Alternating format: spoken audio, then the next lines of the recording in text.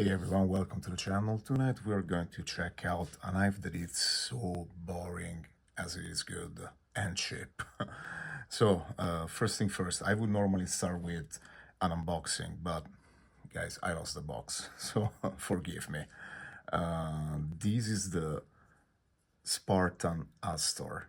It's a collaboration with Let's George Design, and you can tell it's a Let's George. You're gonna see once I open. It totally looks like like a Let's George design.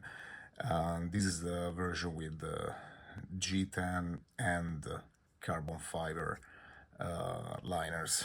So the price goes anywhere from 75 bucks, which is what I paid for on a certain website that is notoriously bad for shipping, but has really good prices. And it goes up to 140, I think, on the major websites like Knife Center and Blade HQ. So let's see some size comparisons. We got, as usual, red 1 and red 2. So once again, I'm reviewing a bigger knife. Pardon me. I like big knives and I cannot lie. Let's get these two out of the way. Let's get something else for a size comparison. We got a thin point Sharpie and a big lighter. And we got 1/4 and $1. All right, so let's dive into the materials. First of all, this is not a small knife, but it feels pretty light. They saved weight by only having one liner. This other side is G10, which is totally fine. The lockup is really solid. So I did some spine wax too, and absolutely no issues there. I want to say the liner gets a good, at least a 30% of the tang. So it's a pretty deep liner lock there. The covers here are in this carbon fiber-ish. It reminds me of the carbon fiber that you would get on the Ontario Rat, except this is a little bit more micro-textured. It's okay, it's fine for the price. It also comes in a... I'm colorblind, so I think it's a green G10, but don't take my word on it, it might be brown. The blade, that's the interesting part. This is CTS XHP, which is an interesting steel. It's kind of like a slightly better S35VN, for what I've read. It's too early to judge on my side, but what I can tell you is that it came with a not exciting edge, and I put my own edge on it, 20 degrees per side, up to a fine grit, and it's holding really well. It is holding very well, so that's nice. The action is maybe one of the most boring actions I've ever tried, and I like boring actions. My favorite knife is the Sebenza, so that tells you everything. The thumb stud is so, on this line, on this vertical line, the thumb stud is so far away from the pivot that you kind of have to put force in this direction to make it snap. See, I can't really do it. Yeah, you see? So while normally, where did I put the rat? Here. While normally on a rat you see how close the thumb stud and the pivot are. It snaps, doesn't matter. I can give it a push out, it snaps out. I can push a little bit more in that direction, it snaps out. This guy, unfortunately, doesn't do that. If I push straight out, it doesn't deploy completely. If I push straight up, also it doesn't deploy completely.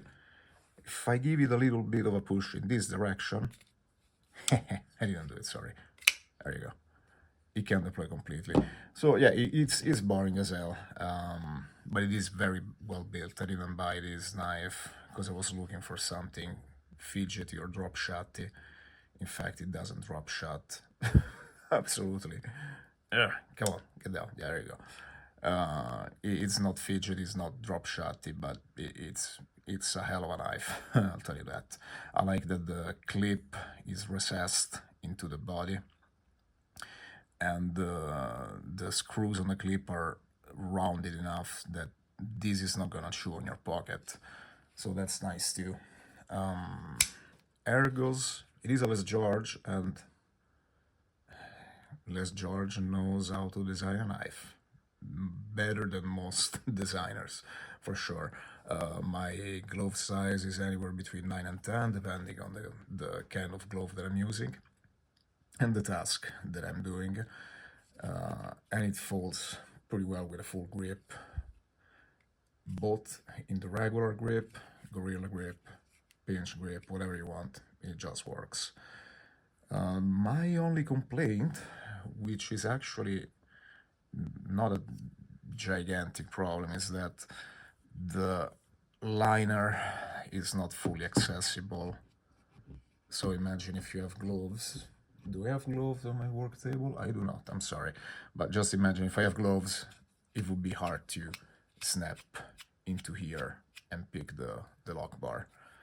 So this is the interesting part though, because while you have a steel liner here, this is all G10 and carbon fiber. So what I'm gonna do, and once I finish the project, I will post it. What I'm gonna do here is I'm gonna scallop this area inside, maybe a quarter of an inch, not too much, so that I have full access to the lock bar. I don't know what else I'm gonna do to it, but I will play around with it. Because again, this knife for 75 bucks from that website that I hinted at before, it's pretty good. If you can still find it at the price, I will not pay 145 on like Knife Center and Blade HQ. I wouldn't pay that price, but I would totally pay $75. This is made in Taiwan, by the way, and I have the suspicion that this is the same factory that does the Rat. Maybe. I don't know, I'm not sure. So yeah, I'm keeping it pretty short here. There is not much to say. Like I say, it's a knife so boring that it's actually good. It's you have to hold one in your hands to understand that this is actually a really good knife. It is boring as hell though. So, conclusion is, I would totally pay $75 for this. Maybe 85, maybe if I really like the design, 90, but I will not pay anything more than that. It's a really high quality knife, but when you start getting into the $150, you know, it's kind of a it's you know, you can get other stuff. I forgot the measurements, so let's jump right into that. The blade is 3.6. Cutting edge is about 3.5. Blade stock, which is pretty chunky, is 0.13.5 inches. Behind the edge, which I didn't measure since I put my own edge on it, but behind the edge we have hold on, 0.03.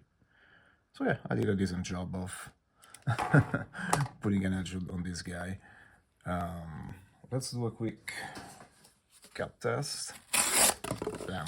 This is 20 degrees per side, guys. Like, it's kind of comical how well it cuts, considering it's such an obtuse angle. It's on like, I did a 15 or less.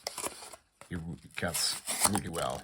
The geometry it's done really well here. I hope you can see this wedge here and the stone wash. The blade, I would say that this is like a 75 bucks blade attached to a $5 body, which is fine. It's totally fine. It's just not exciting, but if you're into modding or if you want a solid work knife, go get you one. I will not hint anymore at the website where I got it, but if you are in the know, you totally know who I'm talking about. So yeah, that is it for tonight. As usual, share, comment, like, subscribe, and you have a good night.